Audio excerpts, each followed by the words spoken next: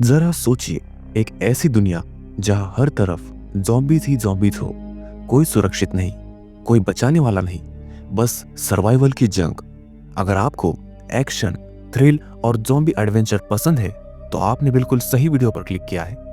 आज हम एक ऐसी वेब सीरीज एक्सप्लेन करने जा रहे हैं जिसमें आपको मिलेगा नॉन स्टॉप एक्शन, खतरनाक ज़ॉम्बीज़ और एक दमदार स्टोरी लाइन। तो चलिए बिना किसी देरी के इस एडवेंचर को शुरू करते हैं। ज़ॉम्बी वायरस आउटब्रेक को हुए अब 3 साल बीत चुके हैं और इंसान बड़ी तेजी से ऐसे क्रिएचर्स में तब्दील हो रहे हैं जिनकी भूख कभी खत्म नहीं होती। अब तक इसका कोई क्योर भी नहीं मिला है। इस भगदड़ के बीच 2 सोल्जर्स एक खास मिशन पर है, सीडीसी यानी कि centre of disease control facility तक पहुंचना। उनके कमांडिंग ऑफिसर मार्क एक लोहे का गेट बंद करते ही देखते हैं कि ज़ॉम्बीज़ का एक झुंड उनकी तरफ दौड़ पड़ा है। उनकी सफेद पुतलियों वाली आंखें गुस्से से भरी हुई गेट पर तेजी से टकरा रही है। इसी बीच मार्क के रेडियो पर एक और कमांड आती है। सिटीजन जी उसे इन्फॉर्म करता है कि मिशन क्रिटिकल है। रिसर्चर डॉक्टर मर्ज को वैक्सीन के साथ कैलिफोर्निया तक ले जाना है। आप लोगों को वहां से निकालने के लिए एक हेलीकॉप्टर पहले ही वहां रवाना हो चुका है। मार्क सिचुएशन को समझते हुए मैप पर नजर डालता है।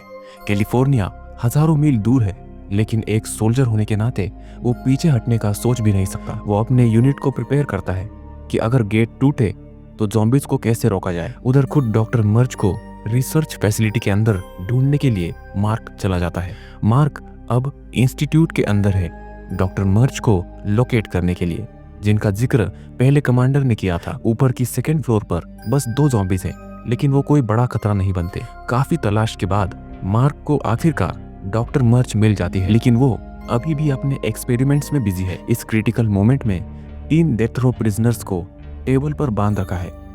मार्क इंसिस्ट करता है कि वो उनके साथ तुरंत इवैक्यूएट हो, लेकिन डॉक्टर मर्ज इनकार कर देती है। वो कहती है कि ये मेरा आखिरी चांस है। इन 3 प्रिजनर्स पर ज़ॉम्बी वैक्सीन का आखिरी ट्रायल होना बाकी है। डॉक्टर मर्ज का कहना साफ है, अगर वैक्सीन काम कर गई तो इन कैदियों का बलिदान लाखों लोगों की जान बचा सकता है। एक कैदी है, इसका नाम है मर्फी। ये तंज कसते हुए कहता है कि सच में अगर ऐसा है तो ये वैक्सीन तुम खुद पर ट्राई क्यों नहीं करती। मार्क समझ जाता है कि डॉक्टर मर्ज इतनी आसानी से इवैक्यूएट नहीं होने वाली। वो जल्द से जल्द एक्सपेरिमेंट खत्म होने का इंतजार करता है। तभी डॉक्टर मर्ज एक ऑफिशियल डॉक्यूमेंट पढ़ती है।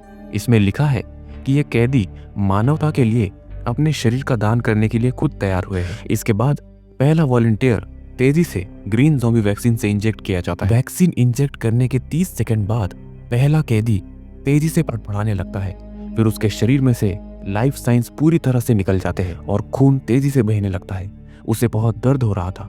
मार्क उसकी सफरिंग से उसे मुक्त कराने के लिए उसे गोली मार देता है। वो डॉक्टर मर्ज को जल्दी करने के लिए कहता है। दूसरी तरफ बाकी 2 प्रिजनर्स ये हॉरर सामने देख रहे थे। वो पैनिक होकर चिल्लाते हैं, मगर कोई उन्हें बचाने वाला नहीं था। फिर डॉक्टर कैदी नंबर 2 के शरीर में वैक्सीन इंजेक्ट करती है और कुछ ही पलों में वो कैदी भी ज़ॉम्बी में कन्वर्ट हो जाता है। यानी ये ट्रायल भी फेल हो चुका था। अब बारी मर्फी की है। वो घबराकर चीखता है, मगर असिस्टेंट कोई सिंपैथी नहीं दिखाता और उसके शरीर में भी वैक्सीन इंजेक्ट कर दी जाती है। डॉक्टर मर्ज सांस रोककर देखती है कि क्या ये काम करेगी या नहीं।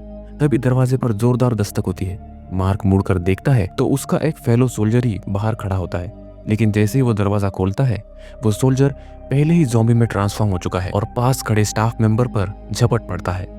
मार्क तुरंत एक्शन लेता है, उस सोल्जर को खत्म करता है, मगर इससे पहले कि वो कुछ और कर पाए, पीछे से मल्टीपल ज़ॉम्बीज़ उस पर अटैक कर देते हैं।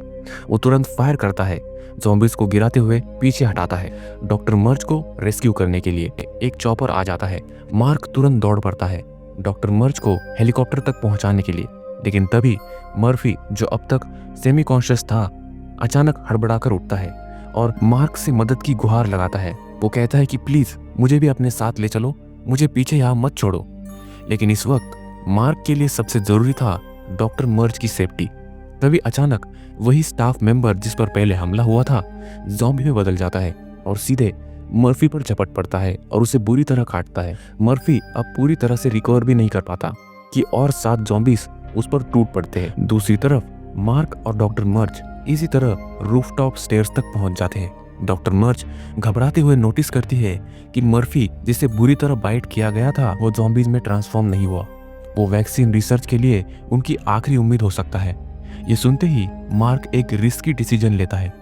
वो मर्फी को ढूंढने के लिए वापस जाएगा।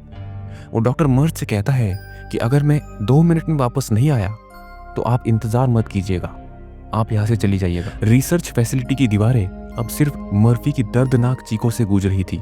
दोनों किसी तरह एक नजदीकी सर्वाइवल कैंप ब्लू स्काई तक पहुंचते हैं। इस कैंप को देखकर लगता है कि लोग अपोकलिप्स को काफी अच्छी तरह सरवाइव कर रहे हैं। मीटिंग रूम के अंदर मार्क बिना वक्त गवाए साफ साफ कहता है, मुझे तुम्हारी मदद चाहिए, हमें कुछ सप्लाई दो और हमें अगले सुरक्षित ठिकान तक पहुंचाओ।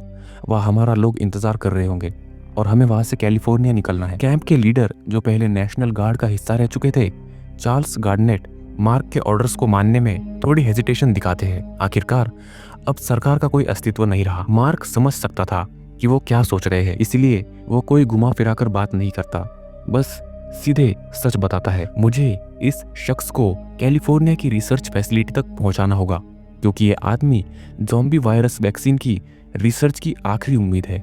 गार्नेट यह सुनकर थोड़े शॉक होते हैं। फिर वो मार्क की तरफ देखते हुए कहते हैं कि मैं गार्नेट हूँ और यह है रोबर्टा। हम तुम्हें अगले आउटपोस्ट तक छोड़ सकते हैं, लेकिन उसके बाद तुम्हें खुद जाना होगा। मार्क उनकी मदद के लिए शुक्रगुजार महसूस करता है। गार्नेट जल्दी से कुछ जरूरी सप्लाईज इकट्ठा करता है और फिर मार्क और उसकी टीम वहां से रवाना हो जाती है। लेकिन उनके जाने के 1 घंटे बाद ही ब्लू स्काई कैंप के एक आदमी और उसका ग्रुप रूटीन पेट्रोल पर निकलते हैं। जब वे पानी के किनारे पहुंचते हैं तो एक ऐसा मंजर देख लेते हैं जो उनकी कल्पना से परे था। पूरी झील सैकड़ों तैरती हुई लाशों से भरी पड़ी थी। सब कुछ समझ में आने लगा था। जैसे ही वे झील में तैरते हुए शव के करीब पहुंचते हैं, कुछ और भी खौफनाक हुआ। पूरी झील में मौजूद ज़ॉम्बी अचानक जाग गए और वो तेजी से उनकी तरफ बढ़ने लगे। अब ब्लू स्काई कैंप पर एक भयानक खतरा मंडरा रहा था। यहाँ दूसरी तरफ रोबर्टा पिछले 3 घंटे से ब्लू स्काई कैंप से संपर्क करने की कोशिश कर रही थी, लेकिन अभी तक कोई रिस्पॉन्स नहीं मिला। इस चुप्पी ने उसके दिल में एक अजीब सा डर भर दिया था। गार्नेट अब भी चिंतित हो चुका था। वो हर हाल में कैंप वापस लौटकर देखना चाहता था कि वहाँ क्या हुआ है, लेकिन मार्क का पूरा ध्यान बस मिशन को पूरा करने पर था। वो किसी भी डिस्ट्रैक्शन में नहीं पड़ना चाहता था। गार्नेट गुस्से में कहता है कि अगर मेरे लोगों के साथ कुछ भी हुआ तो मुझे तुम्हारे मिशन की कोई परवाह नहीं होगी। मार्क नैतिक दबाव बनाने के लिए हथियार निकालकर मर्फी और गार्नेट की ओर तान देता है। इस वक्त हमारी सबसे बड़ी प्रायोरिटी मर्फी को कैलिफोर्निया तक सुरक्षित पहुंचाना है। रोबर्टा, जो अब तक शांत खड़ी थी, कुछ हैरान होकर पूछती है, क्या मर्फी वाकई इतना जरूरी है? मार्क बिना कोई वक्त गवाए जबरदस्ती मर्फी को कार से बाहर खींचता है। मार्क मर्फी की शर्ट खींचकर ऊपर करता है और उसके जिस्म पर गहरे जख्म उभर आते हैं। ये सब चौंक जाते हैं। मार्क बिना कोई घुमा फिराकर बात करता है, ये 8 अलग अलग ज़ॉम्बीज के बाइट्स के निशान है। ये सुनकर मार्क और रोबर्टा के चेहरे का रंग उड़ जाता है, क्योंकि ज़ॉम्बी की बाइट से बचना लगभग इम्पॉसिबल है। अगर ज़ॉम्बी किसी को काट ले तो वो शख्स भी ज़ॉम्बी में कन्वर्ट हो जाता है। मार्क समझाता है कि मर्फी को काटे जाने से ठीक पहले उसे एक एक्सपेरिमेंटल वैक्सीन दिया गया था। अगर हम इसे कैलिफोर्निया तक सुरक्षित ले जाए तो इसके खून से एंटीबॉडीज बनाई जा सकती है जो शायद पूरी इंसानियत को बचा ले। ठीक उसी वक्त रोबर्टा का रेडियो अचानक बज उठता है। दूसरी तरफ डॉक्टर था। बैकग्राउंड में गोलियों की आवाज गूंज रही थी और जैसे ही गार्नेट ने यह सुना, उसके चेहरे पर मायूसी छा गई। अचानक रेडियो सिग्नल कट हो गया। अब रोबर्टा मार्क की आपत्तियों को नजरअंदाज नहीं कर सकती थी। बिना कोई देर किए उसने गाड़ी घुमा ली और उसी रास्ते वापस जाने लगी। इसी बीच डॉक्टर और उसकी टीम तेजी से कैंप की ओर भाग रही थी। वो देखना चाहते थे कि वहां कोई जिंदा बचा भी है या नहीं। जैसे ही वे सड़क के करीब पहुंचते हैं, उनकी नजर एक बड़ी बस पर पड़ती है। पहली झलक में उन्हें ये राहत मिलती है कि शायद बच्चे यहाँ से बचकर निकल गए हो, लेकिन अगले ही पल उनकी नज़रों के सामने एक खौफनाक मंजर आता है। बस की पिछली सीट पर कोई था जो पूरी तरह से ज़ॉम्बी में तब्दील हो चुका था। अब बस बहुत ही बुरी तरीके से हिल रही थी, जैसे अंदर जबरदस्त फाइट हो रही हो। अचानक बस बेकाबू हो गई और जाकर एक पेड़ से टकरा गई। जैसे ही पीछे का दरवाजा खुला, अंदर का नज़ारा झंझोर कर देने वाला था। कई ज़ॉम्बीज धड़धड़ाते हुए बाहर आ गए। उन्हें देख सबके कदम खुद ब खुद पीछे हटने लगे। लेकिन इससे भी डरावना सच ये था कि जो बच्चे इस बस के अंदर थे वो भी अब ज़ॉम्बी बन चुके थे। ये ज़ॉम्बी आम ज़ॉम्बीज से अलग थे। सिर्फ तेज ही नहीं बल्कि बेहद फुर्तीले और खतरनाक। उनके अंदर चीते जैसी तेजी थी। उनकी हरकतें पहले देखे गए ज़ॉम्बीज से कई ज़्यादा विकसित लग रही थी। दूसरी तरफ एडी, डॉक्टर और उसका बॉयफ्रेंड मैक पहले से ही थके हुए थे। उनके पास तेजी से भागने की ताकत भी नहीं बची थी। वे किसी तरह एक पहाड़ी की तरफ बढ़े, लेकिन पहाड़ी पर चढ़ते ही उनके सामने और ज़ॉम्बीज आ गए। अब तो हर तरफ सिर्फ मौत का साया मंडरा रहा था। अब क्या करे, उनके दिमाग में यही सवाल था, क्योंकि चारों तरफ से वो ज़ॉम्बीज से घिर चुके हैं। ठीक उसी वक्त रिबर्टा और चार्ल्स वहां पहुंचते हैं। बिना वक्त गवाए ये सभी लोग तेजी से ट्रक के पीछे चढ़ जाते हैं। अब बस भागना यही एकमात्र रास्ता था। गाड़ी के अंदर माहौल भारी था, गम, मायूसी और एक अजीब सी खामोशी। गार्नेट जानना चाहता था कि क्या कैंप में कोई जिंदा बचा है। डॉक्टर ने धीरे से सिर हिलाया कि बच्चे अब नहीं बचे। ये सुनते ही बाकी सबकी सांसें थम गई। एक पल के लिए विचलित हो गई, लेकिन मार्क ने उसकी भावनाओं पर ज्यादा ध्यान नहीं दिया। उसने कहा कि लेफ्ट लो। कुछ ही दूरी पर एक मिलिट्री कैंप है। अब उनका पूरा फोकस सिर्फ एक चीज पर था, मर्फी को कैलिफोर्निया तक सुरक्षित पहुंचाना। आधे घंटे बाद वे अपने लोकेशन पर पहुंच गए, लेकिन जैसे ही उनकी नजर कैंप पर पड़ी, दिल दहल उठा। हर तरफ धुआं, खंडर में तब्दील इमारतें